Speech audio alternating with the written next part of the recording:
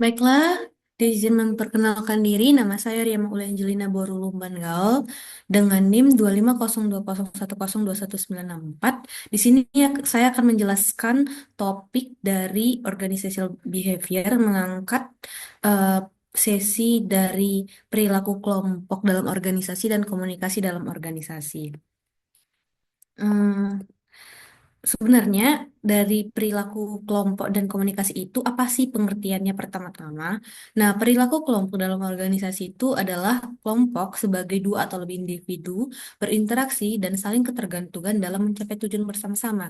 Di mana pasti dalam kelompok itu ada komunikasi. Nah, komunikasi tersebut sebagai pertunjukan dan penafsiran pesan di antara unit-unit komunikasi dan lebih menekankan bahwa komunikasi organisasi terjadi kapanpun, setidak-tidaknya seorang yang menduduki satu jabatan menafsirkan suatu pertunjukan pesan yang terjadi karena komunikasi. Nah, adanya kelompok itu bisa dibentuk karena apa? Ada istilah namanya a balanced theory of group formation, yaitu seorang tak tertarik kepada orang lain adalah didasarkan atas kesamaan sikap di dalam menanggapi suatu tujuan yang relevan satu sama lain. Nah, kelompok itu bisa terbentuk eh, karena beberapa alasan. Pertama, karena kebutuhan interaksi sosial. Yang kedua, kebutuhan akan keamanan. Yang ketiga, kebutuhan akan status. Keempat, tempat kerja. Dan yang terakhir adalah karena adanya tujuan bersama. Nah, bentuk-bentuk kelompok dalam organisasi itu bisa dibedakan, maaf, bisa dibedakan menjadi tiga, yaitu kelompok primer, kelompok formal, dan informal. Nah, kelompok primer ini kelompok yang paling dasar, di mana itu adalah kelompok sosial yang anggotanya memiliki hubungan sangat erat, personal, dan saling mengenal secara mendalam, dan dilandasi oleh ikatan emosional yang kuat, misalnya dalam kelompok pertemanan gitu. Kelompok formal itu kelompok yang sengaja dibentuk untuk melaksanakan suatu tugas tertentu dan kelompok informal itu kelompok yang tumbuh dari proses interaksi dan kebutuhan-kebutuhan seseorang. Selanjutnya kita lompat ke kalau tadi tentang kelompok pasti ada komunikasi gitu kan. Kenapa dalam kelompok itu ada komunikasi? Karena ada beberapa proses yang harus dilakukan dalam kelompok itu, yaitu proses komunikasi yang penting seperti adanya pengirim, ada penyajian, pesan, saluran, penerima, penafsiran, dan umpan balik. Nah, apa sebenarnya variabel yang mempengaruhi frekuensi dan akurasi komunikasi dalam kelompok atau organisasi tersebut? Yang pertama adanya kesempatan untuk berinteraksi. Kesempatan itu mempengaruhi frekuensi akurasi komunikasi, misalnya dengan pengaturan tempat duduk, gitu kan, pengaturan waktu, misalnya waktu jam istirahat yang sama, sehingga terjadilah interaksi dan komunikasi yang efektif, gitu kan. Yang kedua, status. Semakin tinggi status seorang dalam satu kelompok atau organisasi, maka semakin besar kemungkinan orang lain akan memusatkan komunikasi kepadanya, meskipun ia bukan pemimpin dalam situasi tersebut. Misalnya dalam forum diskusi gitu kan yang memimpin diskusi misalnya bukan atasan, tapi tetap aja gitu kan. Ketika atasan misalnya menyampaikan eh, pernyataan, mungkin bawahan akan lebih tertarik gitu kan ya, karena dia statusnya tersebut gitu kan.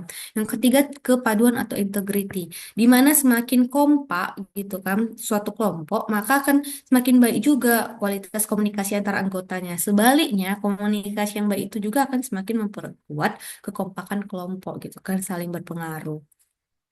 Lalu kita lanjut, aliran komunikasi formal dalam organisasi.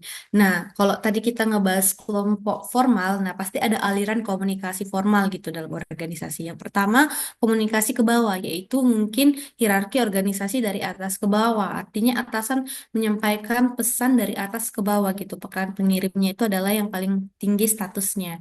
Baru komunikasi ke atas, berupa umpan balik tentang fungsi organisasi. Artinya, misalnya biasanya itu ya, bawahan memberikan masukan ke atasan gitu kan.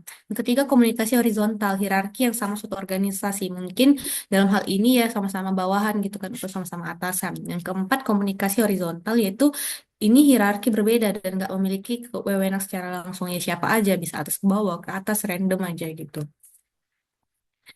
Selanjutnya, bagaimana sebenarnya cara meningkatkan komunikasi yang efektif? Ada beberapa hal yang bisa dilakukan sehingga komunikasi bisa berjalan efektif. Pertama, tingkatkan umpan balik. Misalnya, memberikan masukan gitu kan ya. Semakin banyak komunikasi dari bawah ke atas semakin efektif juga kan, ada masukan umpan baliknya. Yang kedua, empati, saling menghargai walaupun statusnya mungkin tidak lebih tinggi ya, kita harus menghargai siapa sebenarnya pengirim pesan atau kita harus tahu gitu kan posisi si penerima pesan. Yang ketiga, pengulangan yang nggak jelas. Jika misalnya pesan yang disampaikan kurang jelas ya diulangi gitu. Yang keempat, penggunaan bahasa sederhana. Tentunya bahasa yang berbelit-belit ya komunikasi yang pesan yang akan disampaikan akan sulit untuk dimengerti. Yang kelima, penentuan waktu yang tepat.